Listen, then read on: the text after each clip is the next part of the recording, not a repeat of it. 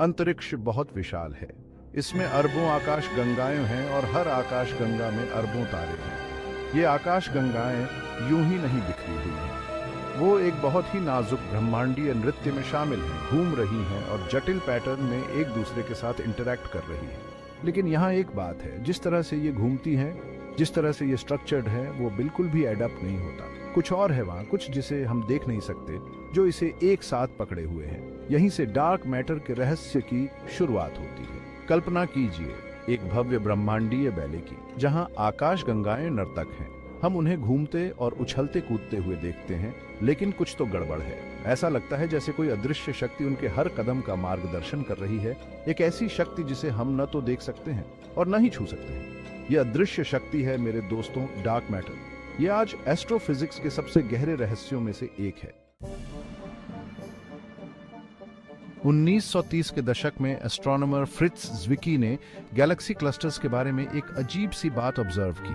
आकाश गंगाओं का ये समूह, जो कि आकाश गंगाओं का एक विशाल संग्रह है, अपने विजिबल मैस के हिसाब से बहुत तेज गति से घूम रहे थे। सिर्फ ग्रेविटी उन्हें एक साथ नहीं पकड़ सकती थी। ज़्विकी ने इस विसंगति को समझाने के लिए डंकल मैटेरी, जो कि डार्क मैटर के लिए जर्मन शब्द है, के अस्तित्व का प्रस्ताव रखा। 1970 के दशक में एस्ट्रोनॉमर वेरा रूबिन ने एक जबरदस्त खोज की। वो स्पाइरल गैलेक्सीज के रोटेशन का अध्ययन कर रही थी और उन्होंने पाया कि बाहरी किनारे पर मौजूद तारे भी उतनी ही तेजी से घूम रहे थे जितनी तेजी से केंद्र के पास वाले तारे। ये ग्रेविटी के नियमों के खिलाफ था, जो ये बताता है कि केंद्र से दूर की चीजें धीमी गति से घूमनी चाहिए। एक ही एक्सप्लिकेशन थी, एक अदृश्य पदार्थ का घेरा, डार्क मैटर, जो आकाश गंगा को ढक रहा है और उसके रोटेशन को प्रभावित कर रहा है। तो हम डार्क मैटर के बारे में क्या जानते हैं? खैर, ज्यादा कुछ नहीं। हम जानते हैं कि ये प्रकाश के साथ इंटरैक्ट नहीं करता, इसलिए इसके नाम में डार्क जुड़ा है। ये प्रकाश को इमिट, एब्जॉर्ब या रिफ्लेक्ट नहीं करता, जिससे ये हमारे टेलीस्कोप्स के लिए अदृश्य हो जाता है। हम जानते हैं कि ये ग्रेविटेशनली इंटरैक्ट करता है, क्योंकि इसका ग्रेविटेशनल पुल तारों और आकाश गंगाओं की गति को प्रभावित करता है। और हम जानते हैं कि यह ब्रह्मांड का एक बड़ा हिस्सा बनाता है, इसके कुल मैस का लगभग 85%। ये सही है, जो मैटर हम देखते हैं, तारे, ग्रह और यहाँ तक कि हम खुद, उसका एक छोटा सा अंश है जो वास्तव में है। ब्रह्मांड में इस अदृश्य रहस्यमय एंटिटी का बोलबाला है, जिसे हम डार्क मैटर कहते हैं।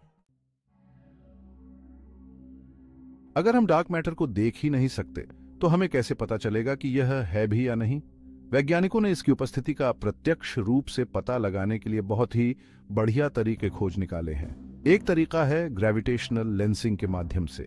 कल्पना कीजिए कि एक ट्रैम्पोलिन पर एक बोलिंग बॉल रखी गई है, जिससे कपड़ा नीचे की ओर झुक जाता है। इसी तरह आकाश गंगाओं जैसी विशाल वस्तुएं स्पेस टाइम के फैब्रिक को वार्प करती हैं, जिससे प्रकाश का रास्ता मुड़ जाता है। जब हम दूर की आकाश गंगाओं को देखते हैं, तो उनका प्रकाश अक्सर बीच में मौजूद डार्क मैटर के कारण होने वाले ग्रेविटेशनल लेंसिंग के कारण डिस्टॉर्टेड या एम्पलीफाइड दिखाई देता है। इन डिस्टॉर्शंस का विश्लेषण करके हम ब्रह्मांड में डार्क मैटर के डिस्ट्रीब्यूशन का पता लगा सकते हैं। इस तकनीक ने इस मायावी पदार्थ के अस्तित्व का ठोस प्रमाण प्रदान किया है।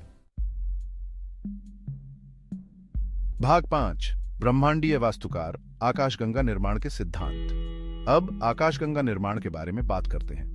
सबसे प्रचलित सिद्धांत लैम्डा सीडीएम मॉडल है। लैम्डा डार्क एनर्जी को संदर्भित करता है, जो रहस्यमयी शक्ति ब्रह्मांड के विस्तार को तेज कर रही है।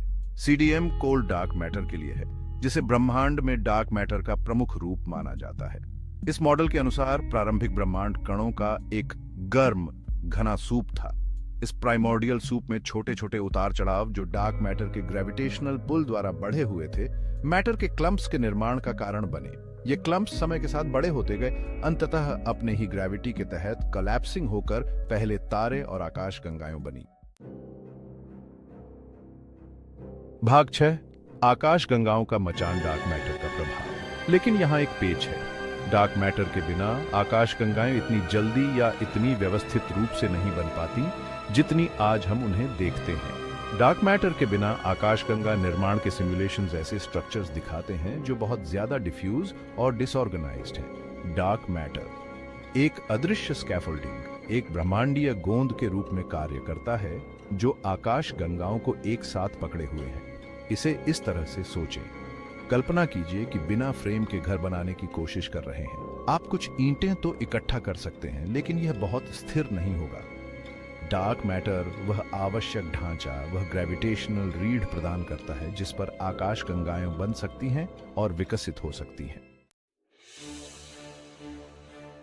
भाग 7। ब्रह्मांडीय सुराग डार्क मैटर की भूमिका के प्रमाण। हम ब्रह्मांड में जहां भी देखते हैं, हमें डार्क मैटर का प्रभाव दिखाई देता है। एक ठोस प्रमाण आकाश गंगाओं के रोटेशन कर्व से मिलता है।